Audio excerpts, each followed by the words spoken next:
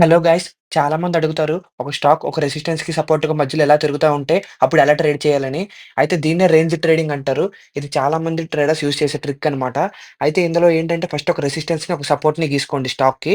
దాని తర్వాత ఇక్కడున్న రూల్స్‌ని ఫాలో అవ్వండి. First rule wait for the price to reach the support. అంటే ఇప్పుడు ఆ స్టాక్ సపోర్ట్‌కొచ్చేదాకా వెయిట్ చేయండి. సపోర్ట్‌కొచ్చిన తర్వాత wait for the confirmation candle అంటే హ్యామర్ గాని, బుల్లిష్ ఎంగల్ఫింగ్ గాని, లేకపోతే స్ట్రాంగ్ బుల్లిష్ క్లోజ్ గాని వస్తే అక్కడ ఎంటర్ అవ్వాలన్నమాట.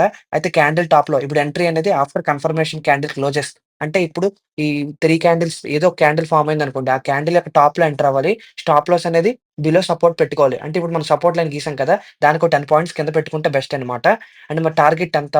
టార్గెట్ వచ్చి 2 రకాలు. ఫస్ట్ టార్గెట్ వచ్చి మిడిల్ ఆఫ్ ద రేంజ్. అంటే ఇప్పుడు సపోర్ట్, రెసిస్టెన్స్ గీసుకున్నాం కదా! దానిలో ఫస్ట్ హాఫ్ వరకు అనేది మన ఫస్ట్ టార్గెట్ అనమాట. అండ్ నెక్స్ట్ సెకండ్ టార్గెట్ అనేది రెసిస్టెన్స్ అనేది. ఆ నెక్స్ట్ రెసిస్టెన్స్ అనేది మన టార్గెట్ అనమాట.